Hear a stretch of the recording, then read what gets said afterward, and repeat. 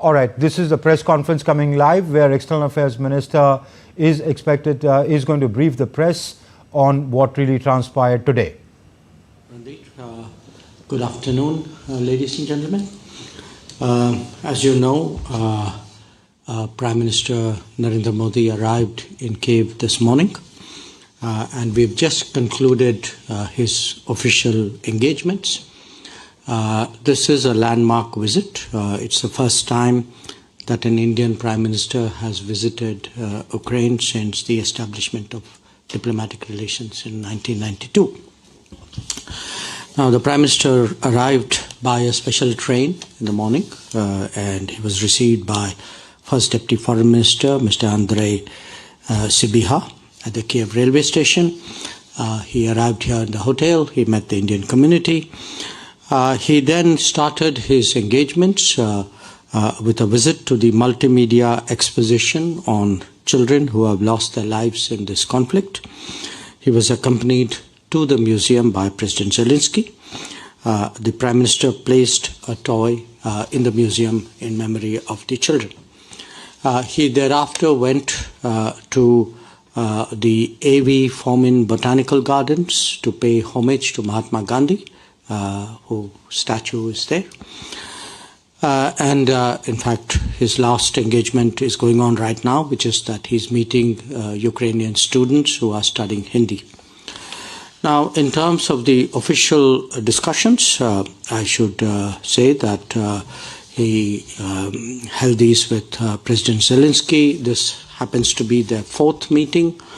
They had met initially in Glasgow in November of 2021, then in Hiroshima in May of 2023, and then most recently in Puglia in Italy in June of 2024. They've also had 7 teleconversations. In the discussion, obviously, a significant part of it was devoted to our bilateral relations. There was a discussion about trade, economic issues, defense, pharmaceuticals, agriculture, education. There were a whole lot of issues.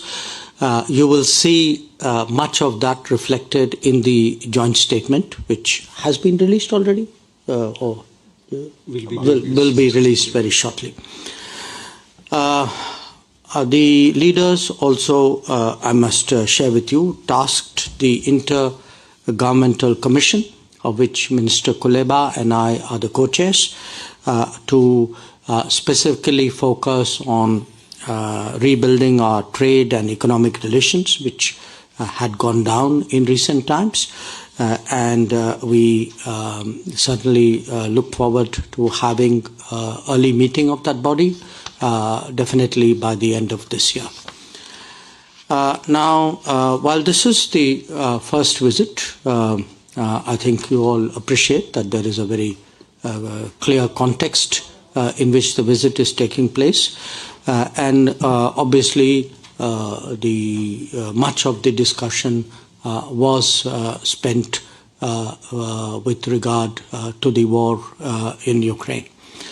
So, before I come to exactly what was discussed, I just want to give a little bit of background here, which is that there have been a number of public positions taken by India and by the Prime Minister on this subject.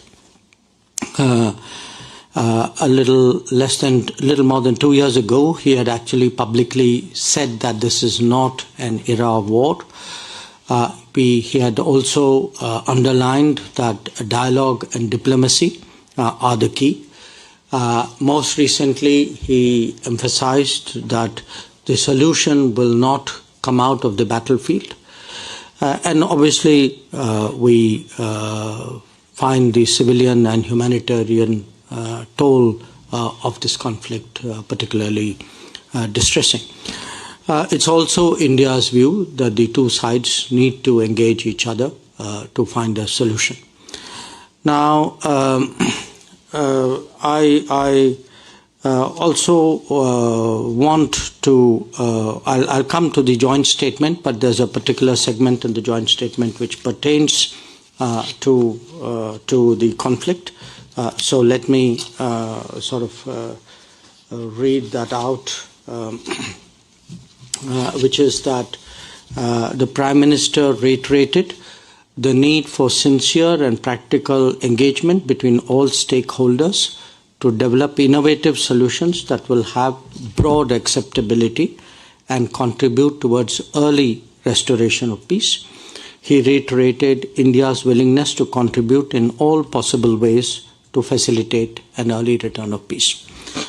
Now, while I read that part out from the joint statement, again, just to refresh your memory, or for those of you who may not be entirely aware of it, I would like to remind you that in the past, India has actually been actively associated with various efforts led by various countries in this regard. We supported the Turkish effort in 2022 to open up the Black Sea grain corridor.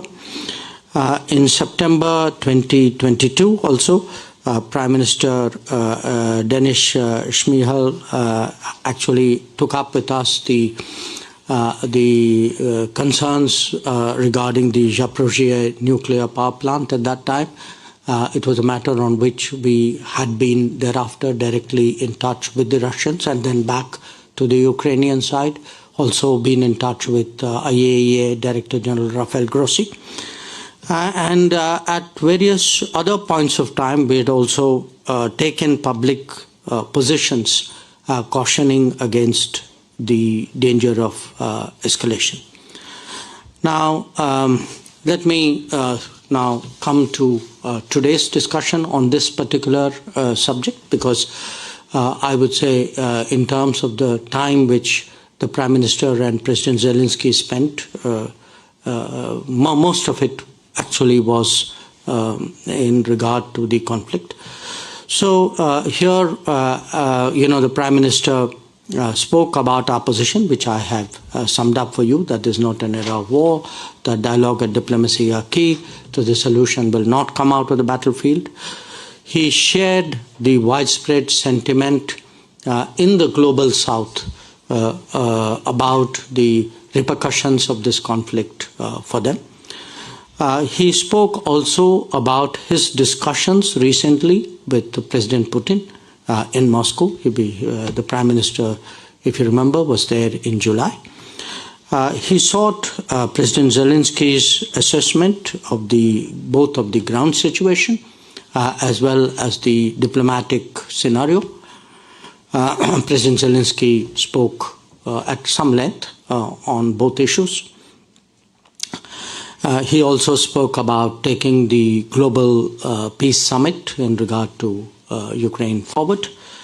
And I would say, if I were to kind of sum up really what was a fairly long and detailed discussion, one, it revolved around to some extent the military situation, about on the medium-term concerns like food and energy, and most of all on conceivable pathways to peace and conflict resolution. I would say, I'm sure the Ukrainian side will do its own briefing, but in fairness, I would sort of sum up their position as saying that they clearly wanted a continued involvement of India with the Global Peace Summit. There was also a discussion about what could be effective ways of taking these discussions forward, not necessarily within the format of the summit. There are obviously multiple possibilities here and multiple views about those possibilities. So what I can say is that it was a very detailed, a very open, in many ways a very constructive discussion. And if there is any further development in that regard, we will obviously keep you all informed. With regard to other issues, I think the best that I would do, because we have a paucity of time, would be to refer you to the joint statement. Again, I'm summing it up very succinctly. I'm not touching all points, but in the joint statement, I want to emphasize that the Prime Minister and the President reiterated their readiness to further cooperation in upholding principles of international law, including the UN Charter, such as respect for territorial integrity and sovereignty of states. As I said, they spoke about the summit on peace in Ukraine. The last meeting was in June of 2024.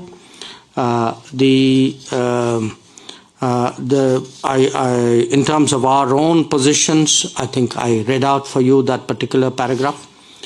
I would say, in addition to that, there are references in the joint statement to our bilateral cooperation, to trade, to commerce, to education. We signed 4 agreements today. One was in regard to community development projects in Ukraine. One was in regard to drug control standards and harmonization. One was on cultural exchange, and the 4th one was agriculture. Finally, let me just say that we have been, in the past, been providing humanitarian assistance to Ukraine. I think 17 consignments so far have been delivered. These are largely in the medical, on the medical side.